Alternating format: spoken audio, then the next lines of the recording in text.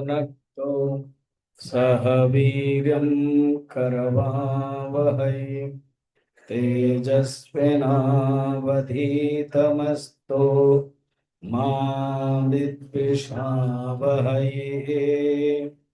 ओम शांति शांति शांति।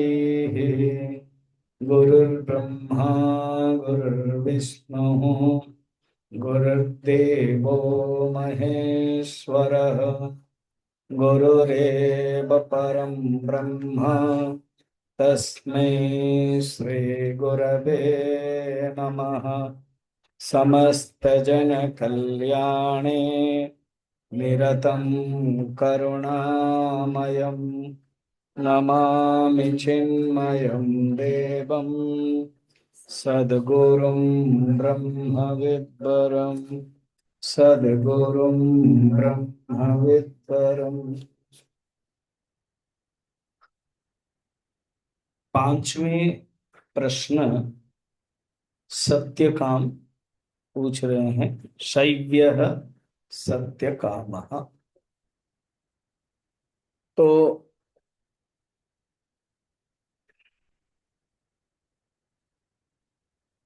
आपको याद है ना, 6 शिष्य है और 6 शिष्य का एक एक करके नाम है। पहला है कबंधी, फिर सुकेशा भारद्वाज, शैव्यश्च सत्यकामः, शौर्यायणी गार्ग्यः, कौसल्य अश्वलायन, भार्गव वैधर्वी और कबंधी कात्यायन। 6 शिष्य थे। एक एक करके प्रश्न पूछा।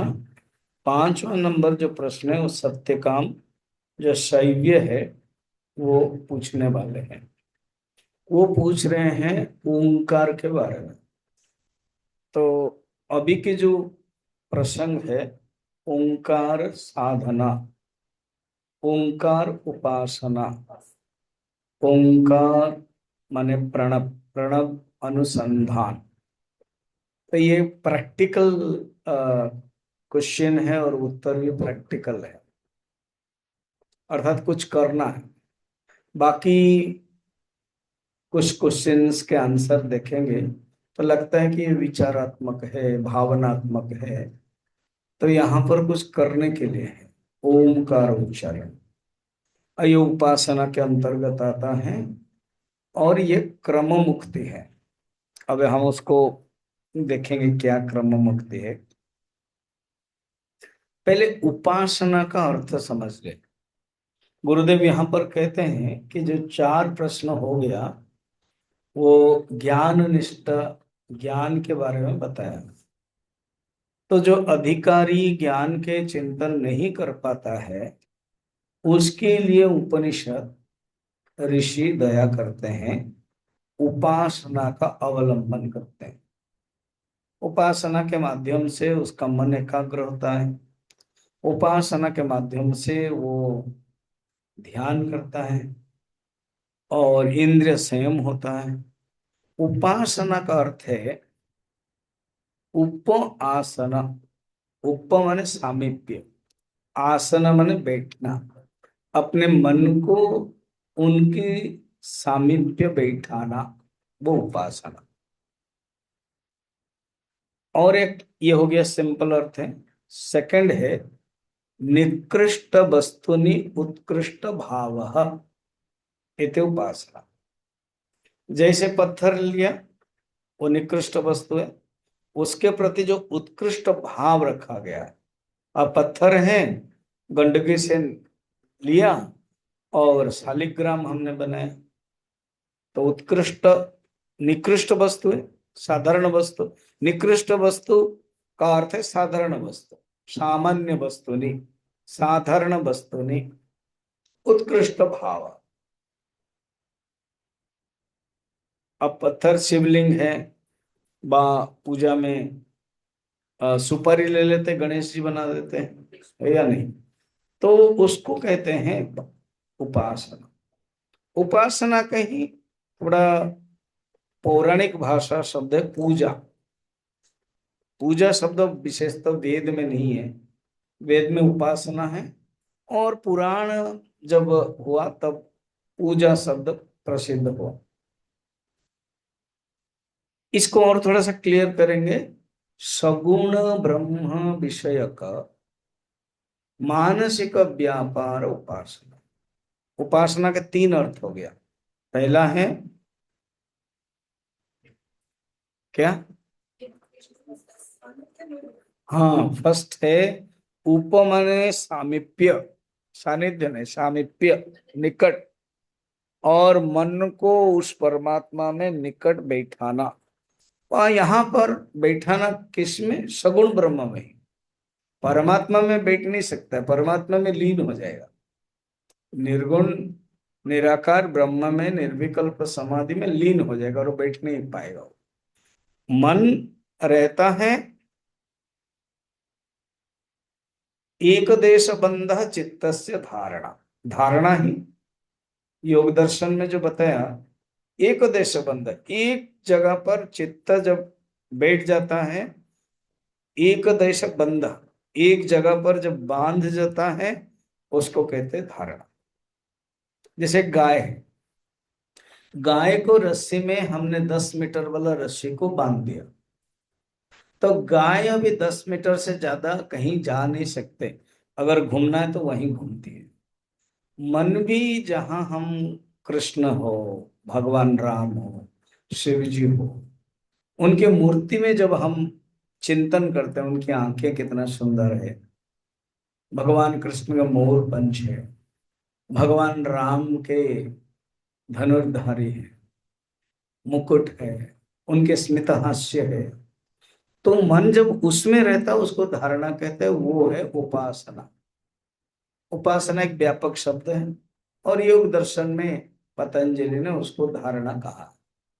सेकंड है निकृष्ट वस्तु ने उत्कृष्ट भाव, साधारण वस्तु ने उत्कृष्ट भाव। फिर और क्लियर करने के लिए आएगा सगुण ब्रह्म विषय का। सगुण ब्रह्म, सगुण ब्रह्म में दो आएगा। ब्रह्म के तीन अवस्था है। क्या क्या? ब्रह्म परमात्मा के तीन अवस्था। क्या क्या? शुरू सगुण सकर से हो जाता है। फर्स्ट है निर्गुण निराकार। तो निर्गुण निराकार की उपासना नहीं कर सकते, निर्गुण निराकार के चिंतन कर सकते हैं, निर्गुण निराकार का ध्यान नहीं कर सकते। इसीलिए शंकराचार्य कहते हैं द्वे ब्रह्म, अपरम ब्रह्म ध्यातव्यम, परम ब्रह्म ज्ञातव्यम। जो अपरम ब्रह्म है, जो सगुण है, उसको ध्यान कर सकते हैं, और जो परम ब्रह्म है उसको जान सकते हैं, उसको जानना है, ज्ञातव्य। तो सगुण ब्रह्म विषय का, सगुण ब्रह्म विषय के यहाँ दो होगा। एक है निर्गुण निराकर नहीं है, कट गया, उनका नहीं, वो तो निर्गुण ब्रह्म विषय हो जाएगा। तो निर्गुण ब्रह्म विषय में उपासना नहीं होगी वरन तो ध्यान होगा। तत्र एक तानता ध्यानम, माने मन उसमें एक तानता हो गया। शनै शनै उपरमे बुद्ध्या धृति गृहीतया आत्मसंस्थं मन कृत्वा न किंचिदपि चिंतये। धीरे धीरे मन कंट्रोल करके, इंद्रियों को मन के द्वारा कंट्रोल करके, मन को बुद्धि के द्वारा कंट्रोल करके आत्मचिंतन करना ही ध्यान है। यहां ध्यान आएगा और अभी उपासना से शुरू करते हैं। तो सगुण ब्रह्म, सगुण ब्रह्म दो है। एक है सगुण निराकार, निराकार ईश्वर, सगुण निराकार ईश्वर। तो ईश्वर का भी हम चिंतन ध्यान कर सकते हैं। ईश्वर कौन है? न सहस्र शीर्षा पुरुष, सहस्राक्ष सहस्रपाद, सभूमिम विश्वतो वृत्वा अत्यतिष्ठत् दशंगुलम। ये इसको कहते हैं ईश्वर। हृदय से अर्जुन तिष्ठति, भगवान कहते हैं वही ईश्वर ही सबके हृदय में बैठा हुआ है, वही ईश्वर ही सबको बनाया है। ब्रह्म नहीं, ब्रह्म तो अछूत है, अस्पर्श योगम, ब्रह्म उससे परे है, न्यारा है, उसके बारे में नहीं है। सगुण ब्रह्म माने दो है, सगुण निराकार ईश्वर एंड सगुण साकार अवतार। सगुण साकार जिसका मूर्ति है, आकार है, राम है, कृष्ण है, इवन विष्णु ब्रह्मा महेश्वर भी सगुण साकार में आएंगे। उनका अपने ओरिजिनल रूप है, वो ईश्वर है। वो जब सात्विक गुण धारण कर लेते हैं विष्णु बन जाते हैं, जब राजसिक गुण धारण करते हैं तो ब्रह्मा बन जाते हैं, तमसिक गुण धारण करते हैं ईश्वर बन जाते हैं, शिव जी बनते हैं।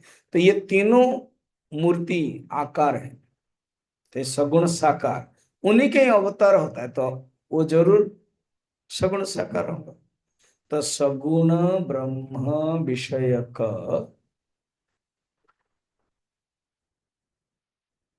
मानसिक व्यापार, मन इनके बारे में चिंतन करता है, ध्यान करता है, मन उसी में ही रहता है, ये है उपासना। तो यहाँ पर उपासना को बताते हैं। तो गुरुदेव कहते हैं जो हठात ब्रह्म के बारे में चिंतन नहीं कर पाते हैं, वेदांत में भी यही है, ज्ञान योग का अगर विचार नहीं कर पाते हैं तो उसको कर्मयोग और भक्ति योग करना चाहिए। ठीक है, अभी तुम ज्ञान योग के अधिकारी नहीं बने हो, कर्म योग करो, कर्म करो मगर अपने लिए नहीं करो, स्वार्थ के लिए मत करो, निस्वार्थ के रूप में करो।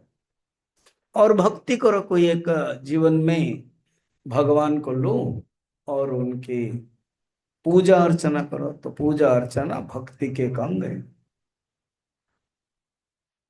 उससे क्या होगा ना, कर्मयोग का फल क्या है, कौन सा दोष नष्ट करेगा? आप पूछ रहे हो ना, क्या प्रश्न पूछ के बता रहे हो, मैं पूछ रहा हूं कर्मयोग का फल क्या है, कर्मयोग से कौन सा दोष नष्ट होता है? दोष कितने प्रकार है?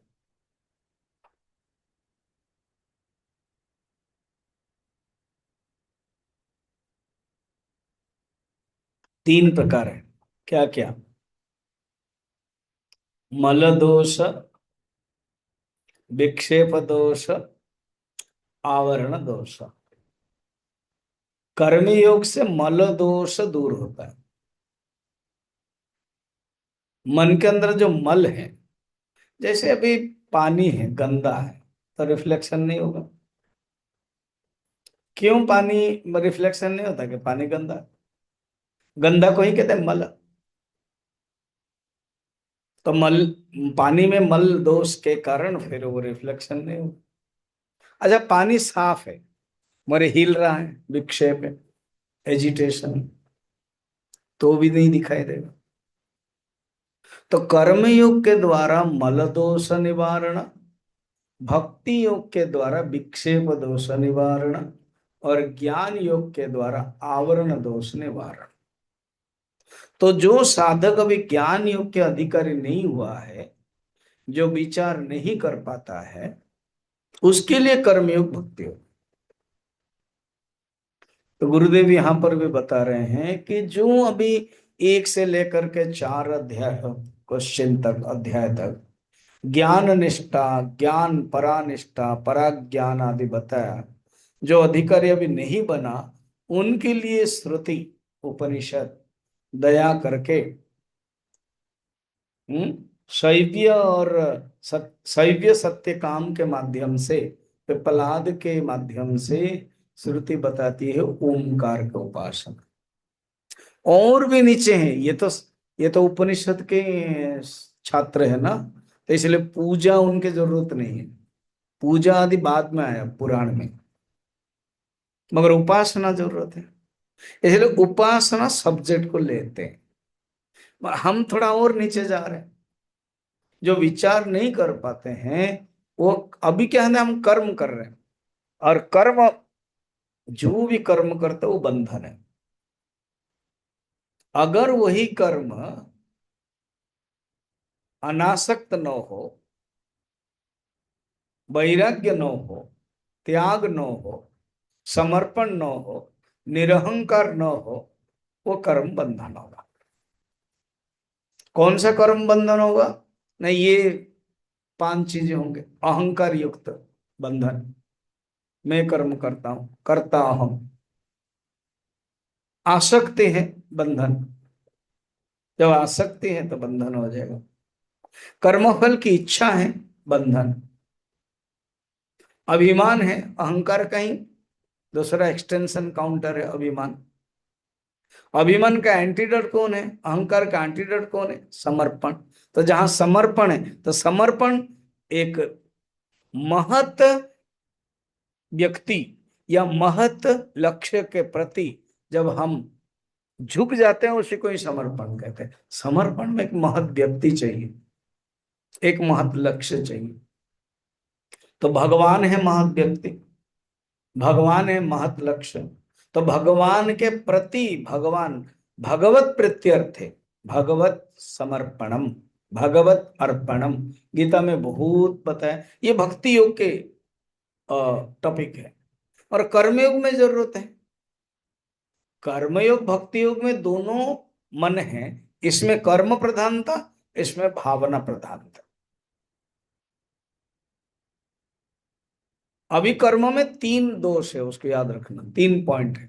एक है अहंकार, दूसरा है कर्म के प्रति आसक्ति, तीसरा है फल की इच्छा।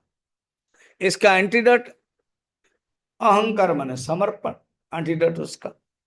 कर्म के आसक्ति नहीं है, अनासक्त भाव है। अनासक्त भाव कैसे? कर्म कर लिया। अब जैसे आप बस बस में बैठे हो, ठीक है, ट्रेन में बैठे हो, बस में बैठे हो, कोई बूढ़ी है, कोई है, महिला है, माँ है, कोई प्रेग्नेंट है, गर्भवती है, तो लगा कि उनका सीट नहीं, आपने दे दिया, आपने कर्म किया, कोई आसक्ति नहीं है। उसके बाद आप उनसे कुछ मांग नहीं रहे हो, फल की इच्छा भी नहीं है, उस सीट के प्रति भी आसक्ति नहीं है, उस कर्म के प्रति भी आसक्ति नहीं है, मांग भी नहीं रहे हो। आपको उतरना है तो आप उतर गए, just tata bye bye Hariom करके। अच्छा, आप रास्ता में जा रहे थे, देखा कि बूढ़ी एक कोई है, वृद्ध है, वो पार नहीं कर पा रहे, तो आपने पार कराया। एक पादरी है चर्च में, या तो बाल विहार जैसा, छोटे बच्चों को उपदेश दे रहे थे कि हर रोज तुम्हें कुछ परोपकार करना चाहिए, मदद करना चाहिए। तो नेक्स्ट डे और मुझे रिपोर्ट दोगे। एक बच्चा ने कहा कि हम परोपकार किया ना क्या। रास्ते में एक बुढ़िया थी और हमने उसको उठाकर, क्योंकि वो चल नहीं पा रही, उठा करके लिया। और पता नहीं वो रो रही थी, वो मना कर रही थी ना, क्या बोल रही थी ना, मुझे पार नहीं करना है। तो पार नहीं करना है, तुमने क्या किया? पार करा दिया। क्योंकि आपने कहा था ना परोपकार करना है। वो भी देखना कि किसी को चाहिए या नहीं चाहिए। परोपकार करना का ये नहीं कि हमारी इच्छा से हम करते रहेंगे, उसकी भी तो इच्छा देखनी पड़ेगी कि उसको इच्छा की नहीं। कोई डॉक्टर थोड़ी ऐसे करता है कि नहीं मुझे आता है तो इसलिए मैं करूंगा, ऑपरेशन करूंगा क्योंकि मुझे आता है। अभी अभी मैं नया नया एमडी बना हूं, मैं जिसको भी मिलूंगा, कोई भी आएगा हॉस्पिटल में, उसको ऑपरेशन करूंगा नहीं। उसकी क्या इच्छा है, उसके क्या जरूरत है, इजी पेशेंट और नॉट, वो भी देखना पड़ता है। परोपकार का अर्थ ये नहीं कि अपनी इच्छा को पूर्ति करना, उसकी इच्छा को भी देखना पड़ता है। और कोई भी कम, जब हम परोपकार करते हैं, असली परोपकार, जब भी कोई बाढ़ आती है, जब हम गुरुद्वारा में, मंदिर में जाकर के सेवा करते हैं, उसमें हम भगवान के लिए करते हैं, मंदिर के लिए करते हैं। लोगों की रक्षा के लिए, लोगों की सुरक्षा लिए, लोगों को मदद करते हैं, उसमें कोई आसक्ति नहीं है, फल की इच्छा नहीं है, उसको बोलते कर्मयोग। वो करने से क्या होगा? हमारे अंदर जो मन के अंदर जो मल है वो नष्ट होगा। मल माने क्या? इम्प्योरिटीज। मल माने क्या? वासना का ही बहिर्मुख, वासना का ही व्यक्त रूप साफ होगा। एग्जाम्पल में, हम दर्पण साफ करते हैं, कपड़ा साफ करते हैं, पानी गंदा है तो साफ करते हैं। तो मन के अंदर भी जो गंदगियां हैं, जो इम्प्योरिटीज है, वो कर्म योग से दूर होगा। अच्छा, कैसे जानेंगे कि मुझे कर्म योग करना है? दो पॉइंट है। अच्छा, हाँ, ज्ञान योग के अगर अधिकारी नहीं है तो फिर कर्म योग करो। कैसे जानेंगे कि हम ज्ञान योग का अधिकारी है? अरे, इतना क्वेश्चन आप पूछते हो तो बड़ा मुश्किल है। क्यों? आपको क्यों चिंता? मैं क्वेश्चन पूछता हूं, मैं ही आंसर देता हूं। कैसे जाने कि हम ज्ञान योग के अधिकारी नहीं, अधिकारी है? आपको कितने जागृत अवस्था कितने मिल रहा है? 16 घंटा। 16 घंटा में आप मैक्सिमम कितने चिंतन कर पाते हो? इसके ऊपर निर्भर। यस, आप अगर 12, 13, 14, 15 घंटा कर पाते हो चिंतन कि मैं ब्रह्म हूं, आप ज्ञान योग के अधिकारी हैं। आपको फिर कर्म करने की जरूरत नहीं है। ओके। अगर आप कर नहीं पा रहे, मैंने कभी बताया था ना एग्जाम्पल में, रांची में एक डॉक्टर और एक उनके हस्बैंड जनरल मैनेजर सेल में थे, मेरे रेगुलर सुनने के लिए आते थे। और रेगुलर महीने में एक बार उनके घर में मैं डिनर करने के लिए प्रवचन के दौरान जाता था। तुरंत आकर के वो नीचे बेडशीट लगा कर बैठ जाएंगे, क्वेश्चन पूछेंगे, फिर बाद में मेरे लिए जो सब्जी, फ्रूट्स, सूप, वो सब बनेगा।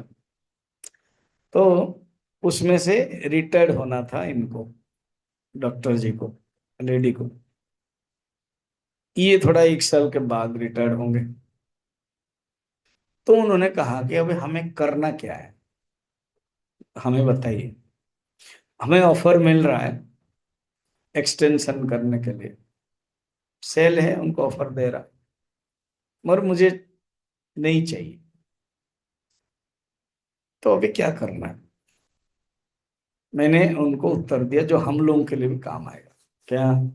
क्या अभी जो 8, 10 घंटा, 12 घंटा, आप 8 घंटा जाते थे मिनिमम, हाँ, 8 घंटा हाउ टू स्पेंड, विचार करो, टाइम टेबल बनाओ।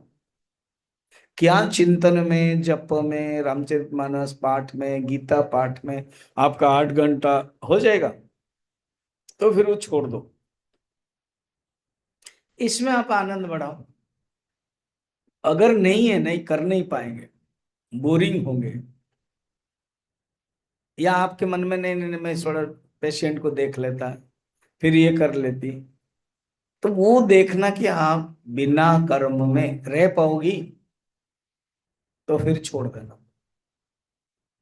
तो ये आपको ही सोचना है, आपको विचार करना है। सेकंड है, अगर नहीं कर पाओगे तो जो ऑफर है वो करो। थर्ड है, ऑफर को मना कर दो। आप अपना क्वार्टर में ही, जो आपके ड्राइंग रूम है, वहीं पर बैठो, पेशेंट्स अपने आप आएंगे। टाइम एक दे दो, 2, 3 घंटा। तो उसमें आपको तसल्ली होगी कि आपके जो ऑक्यूपेशन है, आपके जो प्रैक्टिस रहेगी। या नहीं चाहिए, ये एजिटेशन से व्याघात है, तो आप फिर डेवलप करो। खुद को ही हमें जानना है कि हमें क्या करना है।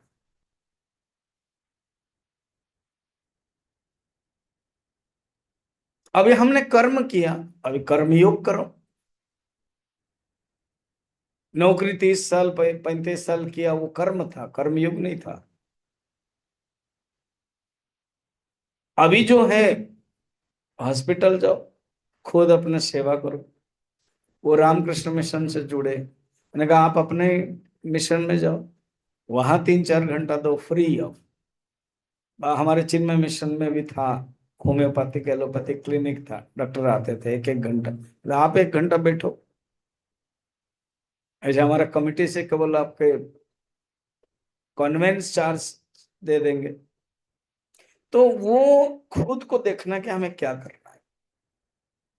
ज्ञान योग का अधिकारी है, चिंतन कर पाते हैं, कर्म जरूरत नहीं करने। अगर नहीं नहीं नहीं नहीं, हम चिंतन तो कर पाते मैं ब्रह्म हूं, मगर हम कर्म भी छोड़ नहीं रहे, ठीक है, तो कर्म भी करो, क्योंकि वासना है तो कर्म करना ही पड़ेगा, और उसके साथ भक्ति भी रखो। इस दृष्टि से उन्होंने सोचा इस उपासना को हम लेंगे, क्योंकि जो ज्ञान के अभी पूर्ण अधिकारी नहीं बने, वो कर्म योग और भक्ति योग के अधिकारी है। यहाँ पर उन्होंने उपनिषद में कर्मयोग के बारे में नहीं बताया कि कर्मयोग क्या है, कर्मयोग का अधिकार, वो डायरेक्ट उपासना के बारे में बता रहे। इवन पूजा के बारे में भक्ति योग के नाम पर भी नहीं बता रहे। अगेन मैंने कहा पुराण में ही आता है, कोई एक सगुण रूप लिया और चिंतन, ये डायरेक्ट ओम के बारे में चिंतन है। तो उपासना 3 अर्थ लिया, और इसके बारे में चिंतन करना है, ठीक। और ज्ञान योग के अधिकारी होने के लिए कर्मयोग और भक्ति योग नितांत आवश्यक, ध्यान योग के भी चाहिए। ज्ञान योग के अधिकारी के लिए आपको याद होगा, जब मैं 6 चैप्टर गीता में पढ़ाया था, तो उस समय भी बताया, कर्मयोग 3rd चैप्टर है, फिर ज्ञान कर्म संन्यास योग, फिर कर्म संन्यास योग 5वां, फिर ध्यान योग। कर्मयोग और ध्यान योग में फिर संन्यास जरूरत है, त्याग जरूरत है, त्याग करके फिर ध्यान, अपने मन को एकाग्र करना, ये मेथड है। तो यहां पर ध्यान है, निर्गुण निराकार का ध्यान नहीं, सगुण ओमकार ध्यान है, ओमकार को चिंतन। इतने ही भूमिका के साथ आगे हम बढ़ते हैं। श्लोक जैसे बताया गया है, आप कल्पना करो कि 6 शिष्य, ये नहीं कि जब छठा 5वां क्वेश्चन पूछने वाला सव्य सत्य काम है तो दूसरा नहीं है, वो बैठे हुए हैं, मगर प्रश्न उनका है।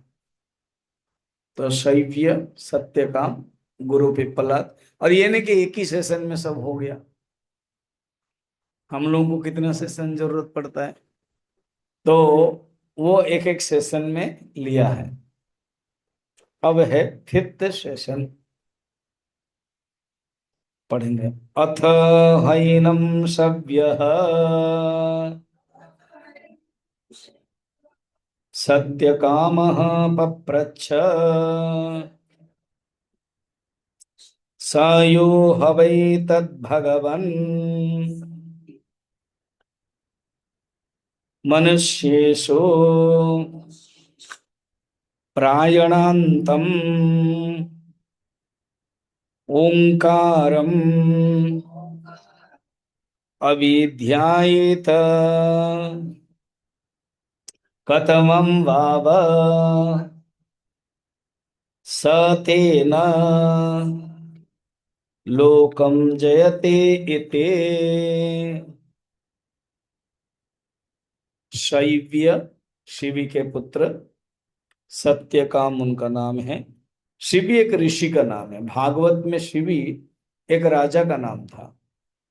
शिवी, उन्होंने इतना बड़े धार्मिक थे वो, कि दान देने में वो प्रसिद्ध थे। जैसे नहुस राशा राजा है, अनेक राजाओं के बारे में, दान के बारे में, हरिश्चंद्र दही, तो शिवी राजा दान के बारे में बहुत प्रसिद्ध है। तो एक कपोत कबूतर आया, दौड़ के आया, बैठे थे अपना प्रासाद में। फिर एक जो ईगल है, चील है, वो दौड़ता हुआ आया और खाने के लिए। कबूतर डरता हुआ इनके गोद में बैठ गया। हे राजन, मुझे चील खा रहा है, मुझे रक्षा कीजिए। तो चील ने कहा, ये मेरा खाद्य है, आप है कौन रक्षा मना करने के लिए, मुझे दीजिए, भगवान ने बनाया, मेरा खाद्य है, कबूतर है। बोले नहीं, देख, कबूतर मेरे शरण में आया है, मैं अभी कबूतर को तुम्हें सुपुर्द नहीं कर सकता हूं। मगर ये अन्याय कर रहे, आप अधर्म, धर्म राजा है, आप धर्म का पालन करते हैं, तो मेरी जो खाद्य है, उस खाद्य का व्याघात आप बन रहे हो, ये भी तो अधर्म है। कहाँ आप धर्म कर रहे हो? धर्म का अर्थ क्या है? केवल दान देना है। तो आप मेरे खाद्य को व्याघात कर रहे हो, तो आप वो भी तो अधर्म है। बात तो सही है, उनका तर्क ये कौन है पता चलेगा अभी। तो कहा कि नहीं, आपको तो इसको छोड़ देना चाहिए। कैसे? मेरा खाद्य मैं अन्वेषण कर रहा हूं, मैं ढूंढ रहा हूं, मुझे मिला, ये दौड़ के आपके पास आया, मुझे आप नहीं दे रहे हो, तो मैं तो भूखा रहूंगा। तो आप दानी बोल रहे हो, धार्मिक कह रहे हो, मुझे भूखा मार रहे हो, तो फिर आप धार्मिक कैसे हुए? शिवी ने सोचा बात सही है, वो भी सही कह रहे हैं। इधर कबूतर को रक्षा करना ये धर्म है। देखो, धर्म संकट में पड़ गए। कबूतर को रक्षा करना है तो चील के लिए अधर्म कर रहे हैं, कबूतर को छोड़ देते हैं, चील के लिए धर्म कर देते हैं, और कबूतर के लिए अधर्म कर रहे हैं। What can you do? कहते एक काम करो, कबूतर तो आपको मैं सुपुर्द नहीं करूंगा, आपको तो भोजन के मतलब है ना। ना, कबूतर के जितने वजन, वो वजन आप मेरे जांग से मांस ले लो। चील ने कहा ठीक है। तो एक तराजू मंगाइए। तराजू में कबूतर बैठा और वो मांस काटा, देखा कि कबूतर ही भारी है। ये तो सब प्लान है ना, पता चलेगा। तो और डाला, फिर अपने शरीर को डाल दिया। तब कबूतर उठ गए, हो गए इंद्र, और चील उठ गए, हो गए यमराज, धर्मराज। आपके धर्म के बारे में, आपके दान वीरत्व के बारे में हमने सुना था, परीक्षा करने के लिए हम ही आए थे। धन्य हो शिवी आप, है ना। तो कथा भागवत की है शिवी से। तो ये है, शिवी एक ऋषि है, वो राजा है।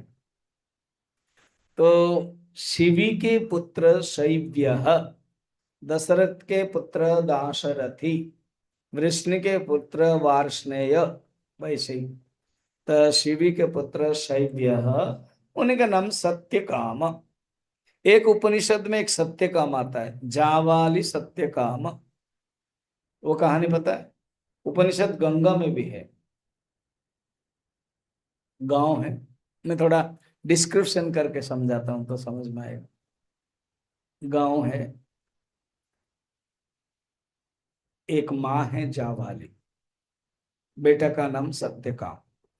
उपनिषद गंगा में दिया गया है। उसके एक मामा थे, वो नौका पार कराते थे।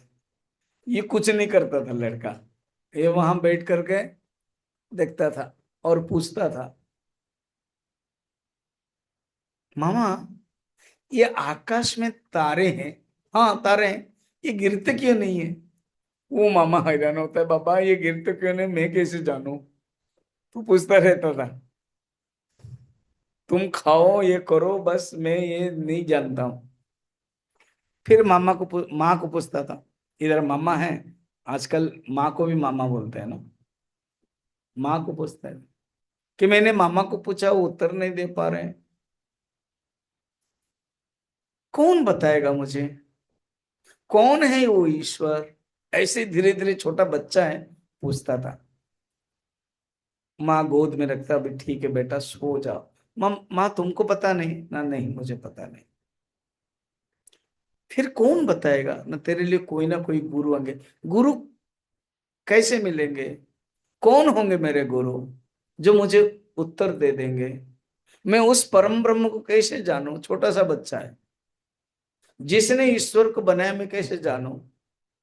कब मेरे समस्त प्रश्न का उत्तर? अब देखना वो उपनिषद गंगा 20 मिनट का है, बड़ा अच्छा है। वो नंबर में बता दूंगा। कैसे मैं जानूं? एक दिन हारित गौतम, एक ऋषि, आए उस गांव में। वहां पर एक आश्रम था। उस आश्रम में इस लड़के को एडमिशन परमिशन नहीं है। क्यों? इनके पिताजी कौन है पता नहीं था, और इनके जाबाली को गांव में उस ऋषियों के जो आश्रम है, वेश्या के नाम पर बदनाम था। अब ये जब आए तो ये दौड़ करके कहा कि मैं आपको गुरु मानता हूं, हरित गौतम को। और ये जो ऋषि जिसके पास वो आए थे, वो भी आश्चर्य के, एक लड़का तुरंत आकर के प्रणाम कर लिया, कुछ बोल भी नहीं सकते हैं, और बोल ही रहे थे। उन्होंने मना भी किया, क्योंकि इस बच्चे के जो भाव है, इस बच्चे की जो श्रद्धा है, आगे हम पढ़ेंगे श्रद्धा के बारे में, वो देख करके कायल हो गए। अच्छा कि बेटा क्या तुम चाहते हो ना? उस परम तत्व कौन है? वो ईश्वर को बनाया, ईश्वर ने सबको बनाया। वो ईश्वर कौन है, कैसे बनाया? उस परम तत्व को मैं कैसे जानूं?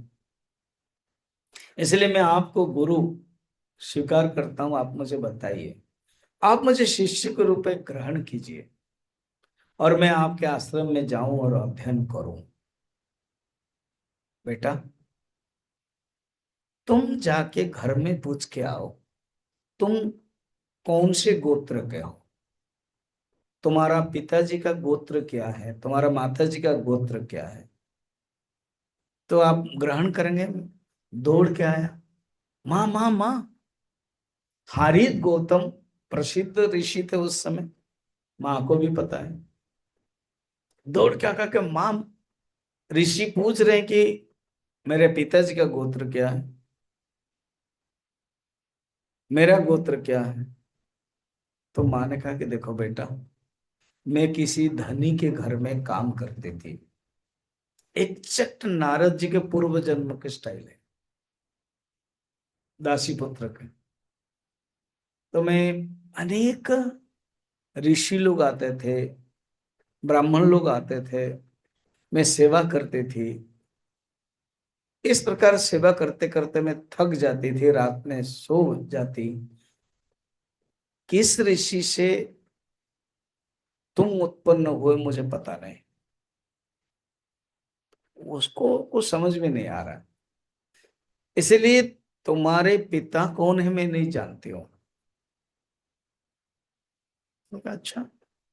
और इसीलिए मैं गोत्र भी नहीं जानती हूँ, मगर केवल इतना ही जानती हूँ, मैं जावाली हूं और तुम सत्य काम हो। गुरु को इतना ही बोल दो। दौड़ के आया, उसने जो जो सुना एक टक हुबहू डिट्टो बता दिया। मैंने माँ को पूछा, माँ ने कहा माँ अनेक ऋषियों की सेवा की है, माँ को पता नहीं कि मेरे पिता कौन है, इसीलिए मेरे पिता के गोत्र पता नहीं है। पिता के गोत्र पता नहीं होने के कारण मेरा गोत्र पता नहीं है। मेरी माँ का नाम है जावाली और मैं सत्यकाम, इसलिए मैं जावाली सत्यकाम हूं। क्या इतना यथेष्ट है? मैं आपके शिष्य बनने के लिए, ब्रह्म विद्या प्राप्त करने के लिए, जरूर हारित गौतम प्यार किया, और कहा तुम्हारा नाम ही सत्य यथार्थ है, सत्य काम है। सत्य काम माने जो सत्य की कामना करता है, जो सत्य की इच्छा करता है। और एक कहा तुम सत्य को गर्भ में धारण किए हो। बड़ा सुंदर डायलॉग है उसमें। तुमने सत्य को गर्भ में धारण किए हो, इसलिए तुम ही सच्चे अधिकारी। फिर वो जो गांव के जो सन्यासी थे, ऋषि लोग थे, उन लोगों ने विरोध किया। इनके पिता का कोई पता नहीं है, कैसे आप ग्रहण करेंगे।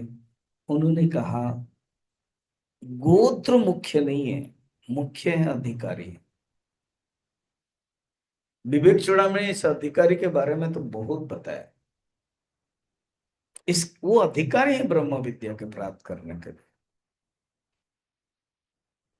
तो बाद में सत्यकाम बहुत बड़े प्रसिद्ध ऋषि हुए। तो यहाँ पर भी सत्यकाम उनका नाम है।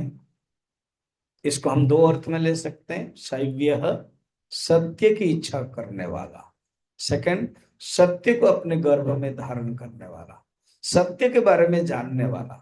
और वो सत्य को ओमकार के रूप में वो जानना चाहता है कि हे भगवान, जो कोई मनुष्य शुरू से लेकर के मरी मरणं तक, शब्द देखना क्या है, प्रायणांत, प्रायणांतम, प्रायणांत, प्रायः, प्रायः, प्रायण, प्रायण मन मरने तक, प्रायणांतम।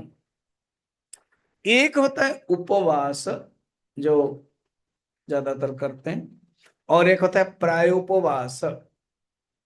तो प्रायोपवास माने मरण तक भोजन न करना, उसको बोलते हैं प्रायोपवास। और एक होता है उपवास का अर्थ है जो एक दिन के लिए भोजन नहीं करना, उसको कहते हैं उपवास। तो प्रायोपवास प्रायणांतम, प्रायणांतम मरने तक। तो जो मरने तक चिंतन करता है, वो क्या चिंतन करता है, किसके ऊपर चिंतन करता है, ना कहते हैं प्रायणांतम ओमकारम अभिध्यायित। ओमकार को जो चिंतन करता है, ओमकार को जानता है। तो शिष्य पूछता है कि जो ओमकार को जानता है, ओमकार को चिंतन करता है, ध्यान करता है, अभिध्यायित, वो, हाँ, अर्थात ओमकार को उपासना का विधान के रूप में लेता है, वो किस लोक को प्राप्त करता है फल। जैसे कर्मयोग का फल है, भक्ति योग का फल है, ज्ञान योग का फल है। तो इसी प्रकार कर्मयोग का जो फल है, भक्ति योग का फल है, ध्यान योग का जो फल है, क्या कहां पर जाता है वो। जब ओंकार की उपासना करता है तो कहाँ जाता है, जाकर के फिर वापस आता है। शिष्य जानता है कि अगर कामना के साथ करता है, लौकिक दृष्टि से करता है, तो स्वर्गलोक जाएगा, पितृलोक जाएगा, चंद्रलोक जाएगा, फिर वापस आएगा। इसलिए आप देखना, कथमम भाव सतेन लोकम जयते ते, किस लोक में जीतता है, अर्थात किस लोक को जाता है, कौन से लोक प्राप्त करता है। ये नहीं कि मनुष्य लोक को फिर प्राप्त करके वापस आता है। तो कौन से लोक को जाता है, क्वेश्चन ये। अब आंसर दे रहे हैं गुरु पिप्पलाद 2 नंबर में। तस्मै सहोवाच एतद्वे सत्यकामा परं च अपरं च ब्रह्म यदोंकारः तस्माद् विद्वान् एतेन एवायतन अनेकैतम अन्वेति। प्रश्न तुमने जो पूछा है ओंकार के साधना, ये ओम परम ब्रह्म भी है अपरम ब्रह्म भी है। अर्थात ओम सगुण ब्रह्म भी है और निर्गुण ब्रह्म भी है।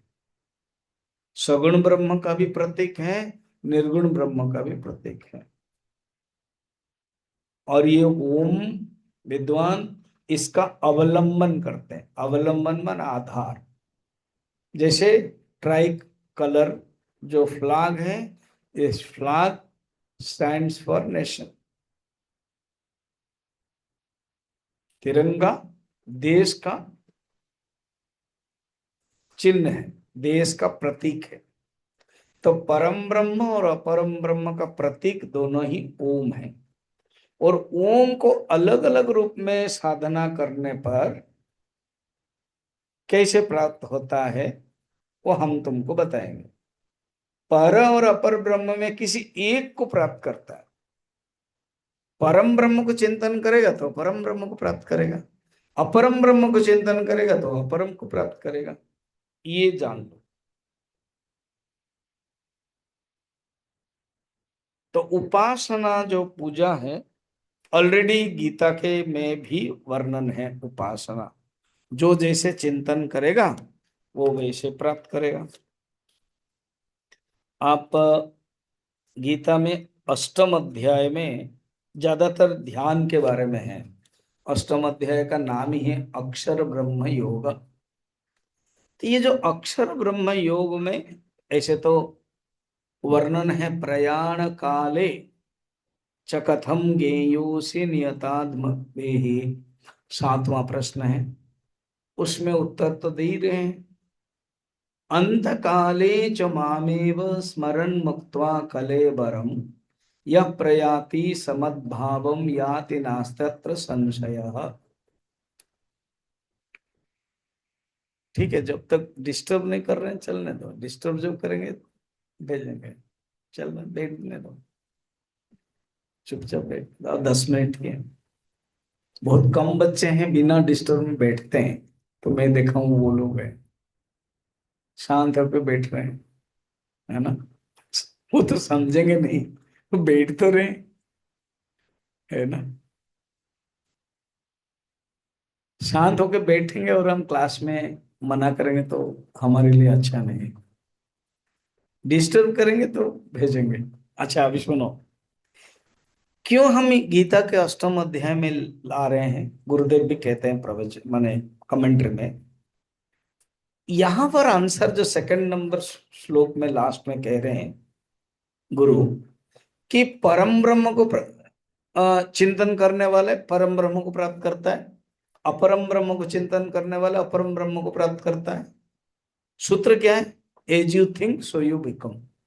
जैसे सोचोगे वैसे बनोगे। तो जैसे सोचोगे वैसे ही बनोगे। तो उसके लिए आप देखना गीता के जो मैंने पढ़ा क्या, अंत काले जो मामेव, अंत काल में मुझे जैसे चिंतन करते हैं, स्मरण मुक्त्वा कलेवरम, कलेवरम माने शरीर। जगन्नाथ के लिए नव कलेवर होता है, कलेवर शरीर। कलेवर शब्द अलग और भी आया हुआ है। कलेवर को शरीर को छोड़ता है मुझे स्मरण करके अंत काल में, यह प्रयाति, मुझे अगर चिंतन करता है, यह प्रयाति समद्भावम याति नास्ति अत्र संशय, मुझे वो प्राप्त कर लेते। उसी के ही सूत्रात्मक नेक्स्ट श्लोक में बोलते क्या, यम यम वापि स्मरण भावम त्यजतन्ते कलेवरम। देखो कलेवरम दोनों में ही है। तम तमे वेत कौन्तेय सदा तद भाव भावित। जिस जिस भाव में मुझे चिंतन करते हैं वही वही भाव मुझे प्राप्त करते हैं। अगर अपर ब्रह्म का चिंतन करते तो अपर ब्रह्म को प्राप्त करते हैं, परम ब्रह्म को चिंतन करते तो परम ब्रह्म को प्राप्त करते हैं। तस्मात् सर्वेषु कालेषु मामनुस्मर युध्य च। देयरफॉर मुझे तुम चिंतन करते रहो। ये जो प्रणव शब्द, प्रणव सर्व वेदेषु, गीता में भी बताया 10वें अध्याय में, प्रणव सर्व वेदेषु शब्द खे पौरुषम ऋषो प्रणवई पूरितम तो यह। प्रणव का अर्थ क्या है? प्रणव, प्रकर्षेण नव, अर्थात जिसके चिंतन से जीवन नव हो जाता है वो प्रणव है, प्रणव। सेकंड है नव, माने नाव, नौका। तो जो जीवन को पार करने के लिए, सागर को पार करने के लिए नौका का काम करता है, वो प्रणव है। और एक है प्रणव, शिव पुराण में वर्णन है, प्रकर्षेण न, माने हम लोगों को जो पार करा देता है वो प्रणव। तो जो प्रणव योग दर्शन में कहते हैं, तस्य वाचक प्रणव, वाचक माने स्टैंड्स फॉर, सिग्निफाइज। जैसे national flag stands for India, वैसे परमात्मा का वाचक है। Om has 108 meanings, among them one is it stands for God। वो जो प्रणव है, कठोपनिषद में, मांडुक्य उपनिषद में, हालांकि 12 श्लोक है मांडुक्य उपनिषद, उसमें प्रणव के बारे में है। और उसका जो कारिका है, भगवान करे जब हम डेप्थ डेप्थ डेप्थ में जाएंगे तो उसको भी पढ़ेंगे। मांडुक्य कारिका लगभग 300 श्लोक है, तो उसमें भी वर्णन है। कठोपनिषद में भी है, सर्वे वेदा यत् पदमानन्ति तपांसे सर्वाणि च यद् वदन्ति। सब वेद उसी परमात्मा के बारे में ही बताते हैं। सर्वे वेदा यत् पदम आनयन्ति, उस पद के बारे में बता रहे हैं। तपांसि सर्वाणि च यद् वदन्ति, तपस्वी लोग उसी परमात्मा के बारे में बताते हैं। यदिच्छन्त ब्रह्मचर्यं चरन्ति, जो ब्रह्मचारी लोग, जो ब्रह्मचारी तपस्या करते, उस पद को इच्छा करके आचरण करते हैं, तत्पदम संग्रहेण ब्रवीमि। यमराज कहते हैं नचिकेता, उस ब्रह्म को मैं बताऊंगा, उस पद को मैं बताऊंगा। कौन है? ओम इति एतत्, बोल दिया यमराज, इसी को ही मैं बता रहा हूं। ओम, यही कहा गया है। यदक्षरं वेद विदा वदन्ते विशन्ति यद्यतयो वीतरागाः। अष्टम अध्याय के अभी जो श्लोक है, अभी मैं बता रहा है, उसी के 11 नंबर में, यदक्षरं वेद विदो वदन्ते विशन्ति यद्यतयो वीतरागाः यदेच्छन्तो ब्रह्मचर्यं चरन्ते तत्ते पदम संग्रहेण प्रवक्षे। उपनिषद से ही लाए, कठोपनिषद से। यद अक्षरम वेद विदो वदन्ति, वेद विदः, वेद को जानने वाले, जिसको अक्षर कहते हैं। कौन? विशन्ति यद यतयो वीतरागाः, वीतरागाः त्यागी व्यक्ति, जिसको, जिसमें प्राप्त करते हैं, विशन्ति प्रवेश करते हैं। यदि छंतो ब्रह्मचर्यम चरन्ति, कठोपनिषद से देखा था अभी, जो ब्रह्मचर्यम आचरण करके इच्छा करते, तत्ते पदम संग्रहेण प्रवक्षे। भगवान ने कहते हैं, वहां यमराज ने कहा, यहां भी कहते हैं, मैं भी तुमको बोल रहा हूं। क्वेश्चन क्या था पता है? पहला वाला, प्रयाण काल में, इसलिए भगवान भी कहते हैं 10 नंबर में, प्रयाण काले मनसा चलेना भक्त्या युक्तो योग बलेन चैव भ्रुवो मध्ये प्राणमावेश्य सम्यक शतम परम पुरुषमुपेते दिव्यम। प्रयाण काल में मनसा अचलेन, अचल मन के द्वारा, भक्त्या, भक्ति से युक्त होकर के, योग बलेन, योग बल के माध्यम से, कैसे?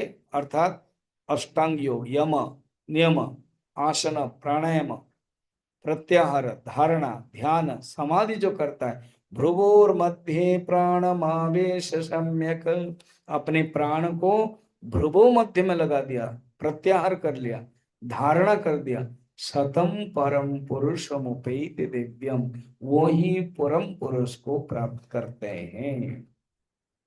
इसी कठोपनिषद में ही वर्णन है, एतद्ध्येवाक्षरं ब्रह्म एतद्वेवाक्षरं परम। अर्थात ये जो अक्षर है एतद, मैं कठोपनिषद का जस्ट ले आया हूं क्योंकि टॉपिक यही चलेगा ना, ओम। कहते ये जो अक्षर है ओम, ये ही परम ब्रह्म है। उत्तर में बता दिया, ये जो ओम तुम चिंतन करते हो वो परम ब्रह्म भी है अपरम ब्रह्म भी है, ये ही परम है। और एतद्वाक्षरम ज्ञात्वा यो यदिच्छति तस्य तत्, इस अक्षर को जो जानता है वो जो इच्छा करता है वो प्राप्त करता है। अपरम ब्रह्म को तम ध्यान करता है, उपासना करता है तो लौकिक प्राप्त करता है, और परम ब्रह्म को उपासना करता है परम ब्रह्म प्राप्त करता है। एतदालंबनम श्रेष्ठम, यही ओम ही एकमात्र आलंबन है, मोक्ष का द्वार है।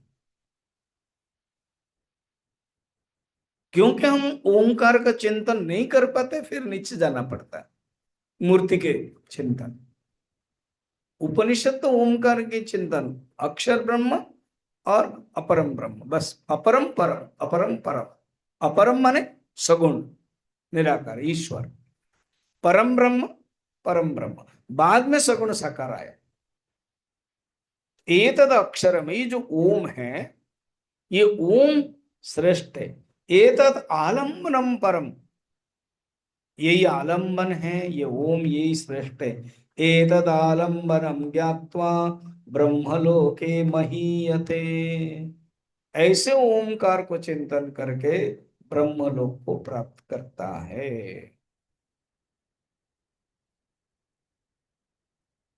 ठीक, फिर और भी गीता में है, और इस ओमकार के बारे में अब आगे बताने वाले हैं, जो हम कल बताएंगे। एक एक अक्षर के बारे में बता रहे, अ का चिंतन, ओ ऊ का उच्चारण, म का उच्चारण, फिर मिल करके बड़ा सुंदर टॉपिक है। ओम पूर्णमदः पूर्णमिदं पूर्णात् पूर्णमुदच्यते पूर्ण